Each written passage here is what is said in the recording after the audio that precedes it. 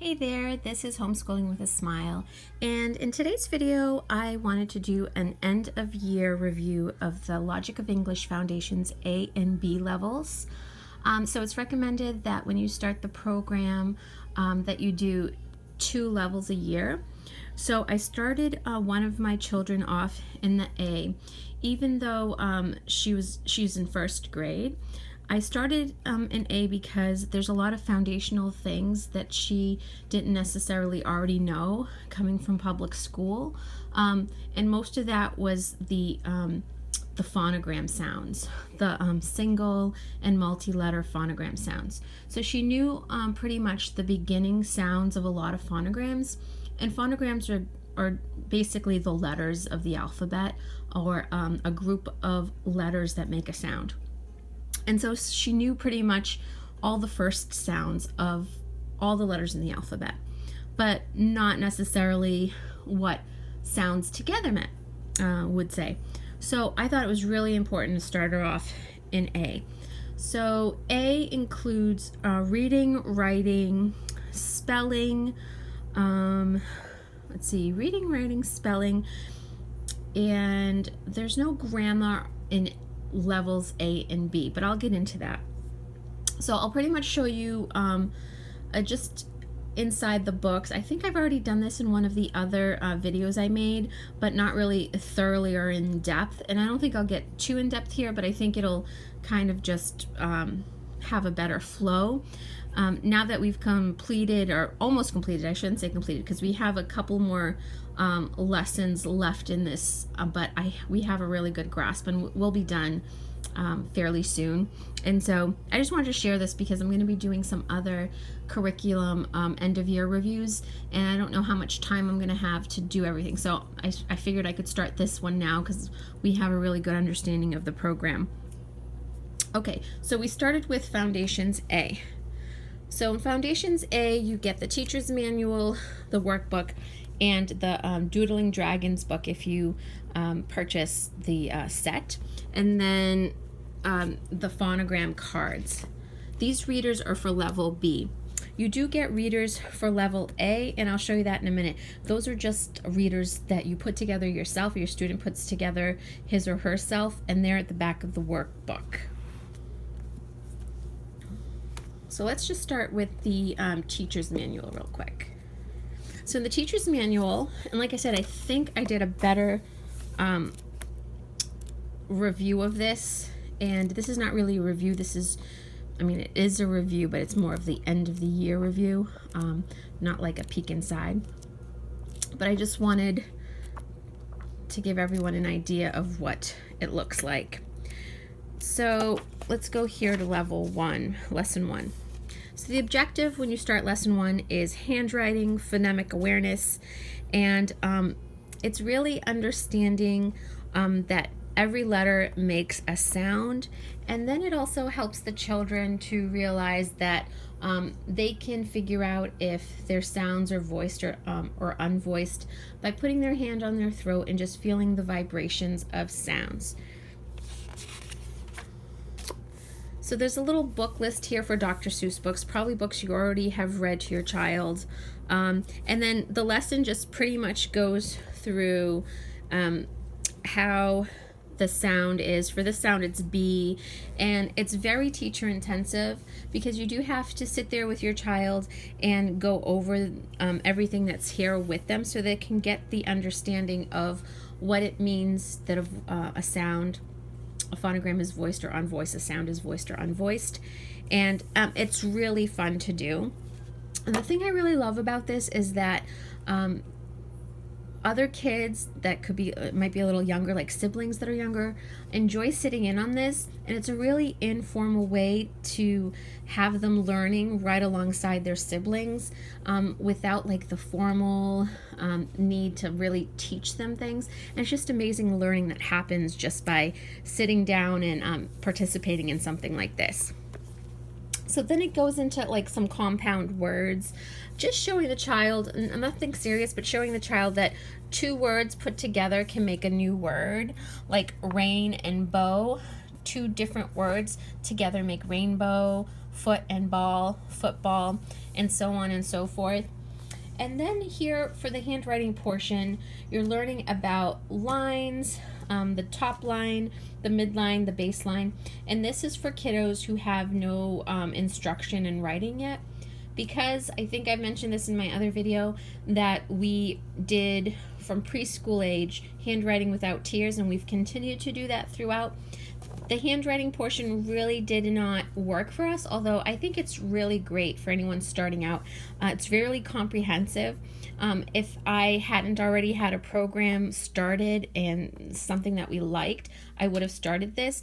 But because they were already, one of my children already has the foundation of where letters begin, where they end, forming them, and the understanding of that, I didn't want to confuse her by putting some different handwriting in. So we pretty much skipped that. Although I must say that we did work on, this also comes with the program, it's just a whiteboard.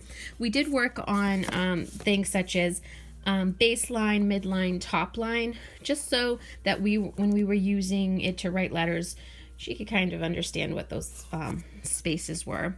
And we did things like Buzz the Teacher, which was a fun game where the teacher would point to a line, or the child would say a line, for example, baseline, and then the teacher would point to the midline. And then if it was wrong, the child would say buzz, and then the child would correct the teacher. No, that's not the baseline, that's the midline. Like, that's a fun game too that we did. And there's some teacher tips, some vocabulary, basically to give them an understanding. What does base mean? So you can show the base of other things so they get an understanding. It's the bottom line. It's the base of something. So here's that game I was just talking about, the Buzz the Teacher. Then it goes into more swing stroke here, and then you do your handwriting practice in the workbook. So here, I'll just show you the workbook.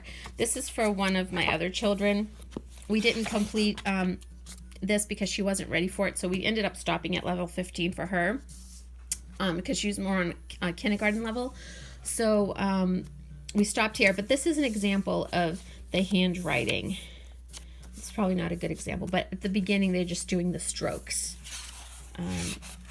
just the strokes of the letters. And Foundations 8 with handwriting, it starts with lowercase letters. So that's important to understand, that they don't teach the letter writing with capital. They teach with lowercase. And so when they're learning the strokes, they're learning strokes for lowercase letters. Okay, so that's pretty much just an example of how it goes on. And every lesson is different. They play different games, but everything builds upon what they've already learned. And it just goes on and on. I'm trying not to make this video too long, but we really enjoyed this program. Level A started off slow for my daughter, but like I said, she already had a lot of the skills, so we skipped a lot of things. But if you're new to this, you will probably find yourself not skipping anything and just working your way through it. And it's really beautifully done. It's easy to understand. You don't have to add any really extra things, material. Everything is in here that you would need. All right, so that was A, and there's 40 lessons in that. And here's the workbook, just to give you an example. Here are the readers in the back. They put those together. You just take them out of the book, then they cut and they glue the pages onto the word, where they belong in the word stories. Okay. And here's just some workbook page examples. My daughter, who actually finished this program, her book is completely done, and all the pages we took out of them, out of the book, and I keep a file system, so all her work that she did is in the file system. So that's a game there. Phonogram bingo. Just a really fun, interactive program.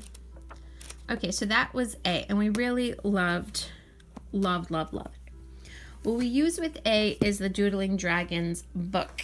And in it, after you learn a phonogram, you just kind of review it so that you understand how the phonogram sound looks in a word. So, and then it has this little poem or a couple of sentences. Fluttering fairies, fancy fan, fighting fires, fisherman. So F only has one sound, and it shows you how it's used. So with the multi, for example, the Y, it gives you all the ways that the Y is used in words, like yodelers, ya, mystery, the I, and then hyenas, hi, the long I, and then muddy, the long E sound. So I really think this is a useful thing to have, a book to have, to just kind of, once you learn the phonogram, it gives you just this extra step of learning. They also have an app that you can use that my children used a lot, just for fun. So that's for A. All right, so moving on to B. So when I purchased this, I think I've mentioned this before, Whistling Whales hadn't come out yet, so it didn't come in the set, so I had to purchase this separately. So if you already have this program and you bought it early like I did, the Whistling Whales didn't come with it. But I wanted to buy it because we love Doodling Dragons so much. I wanted it to be a part of B as well. So B. So it's just an extension of A. You just continue on. It starts on lesson, where do you start off here? 41, I believe. Let me just, lesson 41. And if you pick up on B and let's say you didn't do level A, it just tells you before you begin here, okay, what's needed. Just going over the sounds really quickly for students that are new to foundations. So this is just kind of like a lesson. So you don't feel, you won't feel lost if you start here and your child already has those foundational skills. It just goes over those again. So lesson 41. So this is the first lesson. It introduces a multiphonogram, which is SH, sh, and then it goes into uppercase for handwriting. And if you do cursive, if you start with manuscript or if you start with cursive, it gives you the two ways to do it, depending on what you decided to go with at the beginning of the program. So this is really fun. It's a really fun program here, and it also introduces spelling at level B. So you're doing everything you were doing in A, except now you're also doing spelling, and there's spelling lists. And it still has reading practice, so you're going to get these some readers here. And it'll tell you when to read the readers. There's 8 of them. And I think I showed you these in another video, so you can just look at that for more in-depth. But these are the readers that go with it. And it just continues on. Some of the lessons are shorter than others. I'll just give you a quick, not going in order, but so these are the lessons. They continue on with spelling, writing, reading, fluency, introducing more phonograms, spelling rules. Lots of games still in this level. My daughter just absolutely loves it. We call it Doodling Dragons, even though, Doodling Dragons was the book from A. I don't know, it just stuck. We just call all of the the language arts that we just call it Doodling Dragons. It's really cute. So this is B. I have a couple of examples of the games that I wanted to show. Where did I put those? Yeah, because I wanted you to get an idea of what the games look like, and they're super, super, super fun. Actually, all my kids love it, and sometimes we all just play them together, or they take turns. If they want to be like the superstar of the game, I'll let them take turns. Okay, I'll show you that in a second. So, let's see here. I think We did a lesson 63. I wanted to just give an example of the games. Oh, and there's plenty of review too. I think it's every 5th lesson or so, there's a review that just makes sure that your child is on track and that they know all the things they're supposed to know before moving on. So this is important to read because it tells you here what these numbers mean. So if the skills have a number 1 next to them, it means that they should be mastered before they continue on to the next level. If there is a 2, for example, read R or as a phonogram, or read words with final E's. If it's a 2, excuse me, that means that they should at least have a familiarity with what that means, but that they can still move on because you're going to keep practicing as the lessons move on.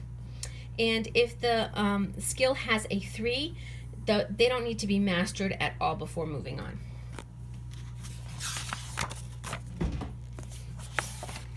Okay, so let's see here. I think I have here, what lesson is this? Lesson 64.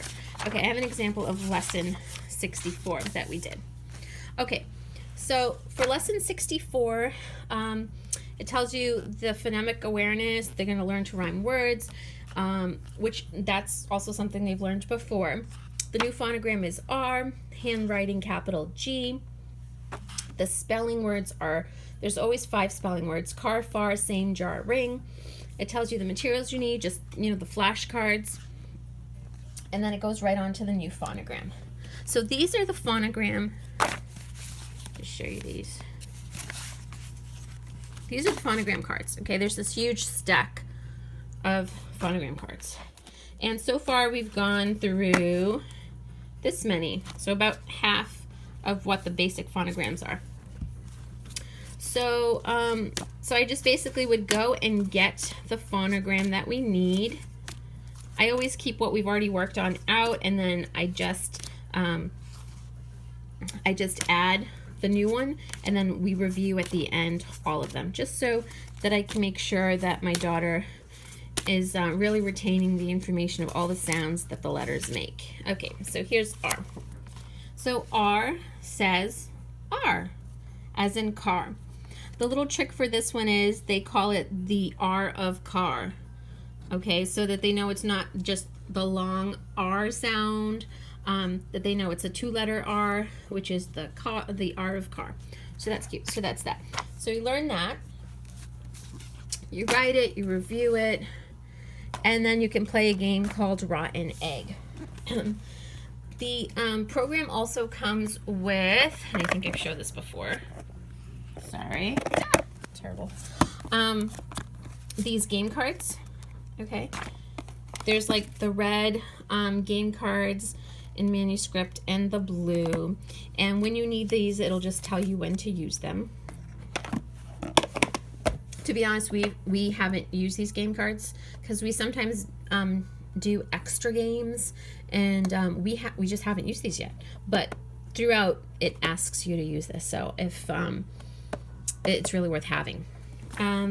Okay, so this is a Rotten Egg game that you can play. You put the phonograms in a bag, and then you put like some rotten cards from here too in the bag, and the child or children can take it out, and if they say it wrong, they have to put it back in the bag, and if they say it right, they get to keep it.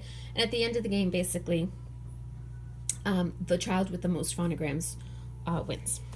Okay, then you go on to the handwriting portion. And for handwriting, because like I said, my daughter is already doing another program, I just have her do like pick a line most times, and just for the sake of doing it, I have her write. I just have her write the uppercase like 5 times. And if, I think she's just rushing through and being messy, I just make her do it one more time just to prove that she can do it. So that's the handwriting. Okay, then let's see, writing here. Then we do this rhyming. We do a game where the child, there's two words here, and I'll say cold and told, and then if it rhymes, the child would do something. I think it suggests here that they stand up if it rhymes, shake their head no if it doesn't. My child wanted to do it a little differently. We did this during snack time. And what she wanted to do with this was eat, like I think she had chips at that time. She wanted to eat a chip if it rhymed, and she wanted to like stick her tongue out and say blah if it doesn't rhyme. So I totally went with that. It was fine with me, and she, you know, she got a couple of laughs out of doing it that way. So we did that. And then it goes on to spelling. So for spelling, it introduces spelling, not necessarily in this level, but when you're introduced to spelling, it shows you a way to do spelling. It's called, what is it called? Spelling analysis, and your program will come with this little spelling analysis chart. It's a quick reference chart that you can have. It also explains it in the teacher's manual, but I just like to have this in case I forget. It has the spelling analysis for one-syllable words and for two or multi-syllable words, and just basically goes over how you say the sounds, and you have the child mark if it's I'm sorry, so we mark the sound. So if it's long A, they put a line over it. If it's short A, they put a brev, or you know, that little upside down U over it. So she already knows what to do with those, and she'll just mark it. And if it's a new sound, or even a sound we already reviewed, for example, car, that's the new phonogram sound. So she would just underline the AR, the new sound, and then she would tell me, and this one you don't need to tell me if it's upper, a short or long sound, but anyway, so far she'd do the same. And then for same, we learned silent E in previous lessons, so she just double underlines it for silent E. She tells me the rule, why there's a silent E there. So the silent E makes the vowel say its long sound, and she marks it as a long A. And then for jar, the same here, she just underlines. Okay, and we help, I help her if she ever needs help, but she's been just flying through this, and she really gets it, which is great. So this other phonogram NG says ng. We already learned that previous, and she would just underline it. So what I did for the spelling words, once we started spelling, at first I was just having her write her words on like the worksheet, one of her worksheets that we do for whatever lesson at the bottom. But then I decided I wanted her to write them in a notebook. So basically what I did was I got her this composition notebook, and she does one lesson on each side. When she's done with writing her words, her spelling words, she can do a draw a picture. So we do the words and then a picture.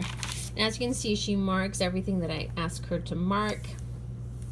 Any corrections, we go over them.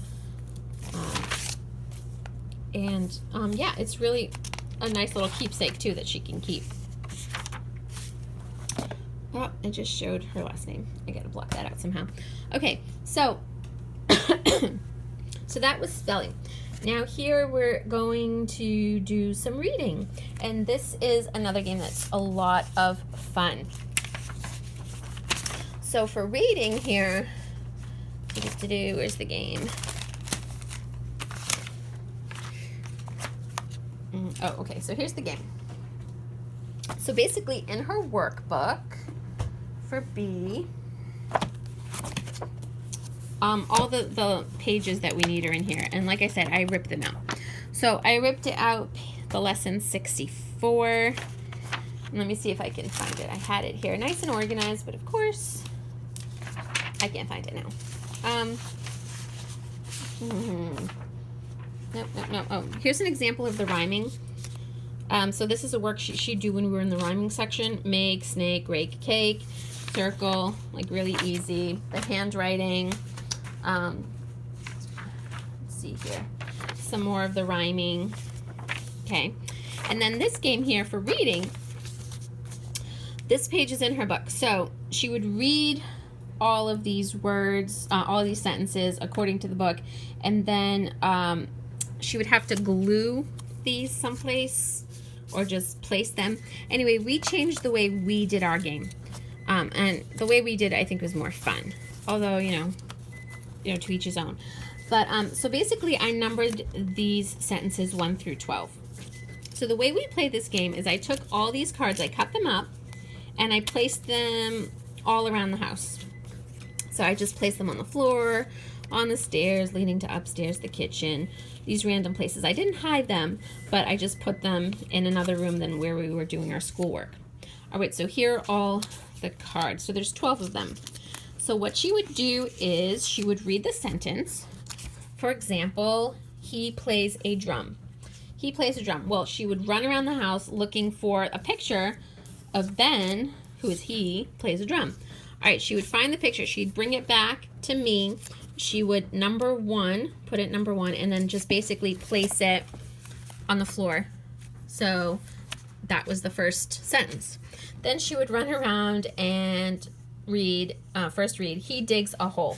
She'd run around, find where Ben is, dig in a hole. Where is it? Oh, there it is. Write number 2 and place it down. Number 3, he rides a bike. Run around, find it, write the number, place it down. And so on and so forth until we got to the very end. He sleeps at his desk. What a naughty boy, sleeping at his desk. And then she would put that at the end. To make it a little extra fun, like we needed to do that, I just set a little timer and I just kept like going dun dun dun dun dun dun dun, and she got a kick out of that. So she would just go faster, and as you can see, her writing got sloppier as she went along, but I didn't care. It was totally fun. So that's an example of a game. It doesn't take that much time. It really doesn't have to. And some of the other kids can get in on the action if they want to too.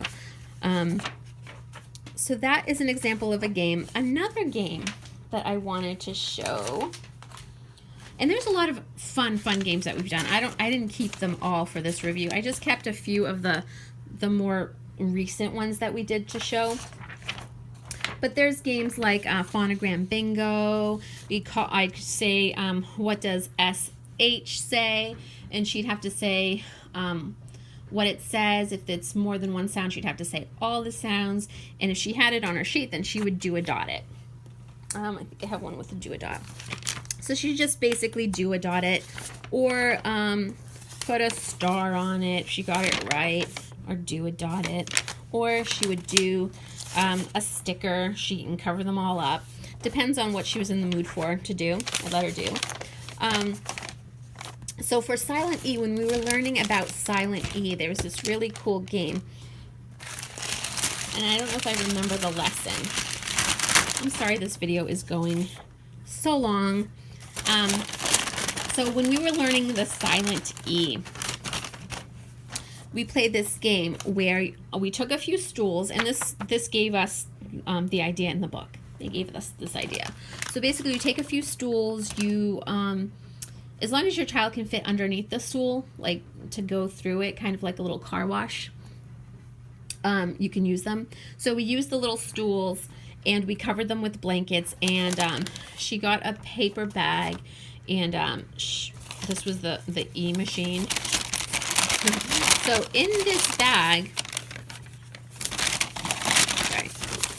bag, well, the bag would be empty, first of all. But so I'd cover that up. She'd start on one end of the machine. She'd start off with Rod. Okay, so this is the Silent E game now. She'd start off with Rod. She would take this, she would read it to me, and then she'd take the paper in through the machine. She'd go through it, and then at the end, she'd fold her paper, and it would become Road. Okay? And then she would take it, she would say it to me, and then she'd take it, she'd put it in the E-machine bag. Then she'd go in on the other side again, take a piece of paper from the pile, pin. Then she'd go in through the machine. She got out on the other side. It has now become Pine. And so on and so forth. So this was a super duper fun game. Start off with Cap, go through the machine, and then it was Cape. So she really liked it, and it really helped her understand exactly what we were doing. So that was super cool. And I just kept these so that we could review them. They're just made out of paper from the workbook. Nothing like special. It's not glossy or anything. I mean, you could technically, if you wanted to, laminate them, but I just kept them in there in the bag.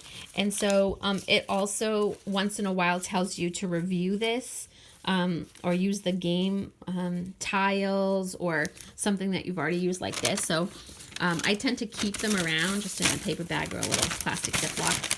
But that's just an example of how fun these games can really be and how learning the phonograms doesn't have to be a big deal. It doesn't have to be scary or overwhelming.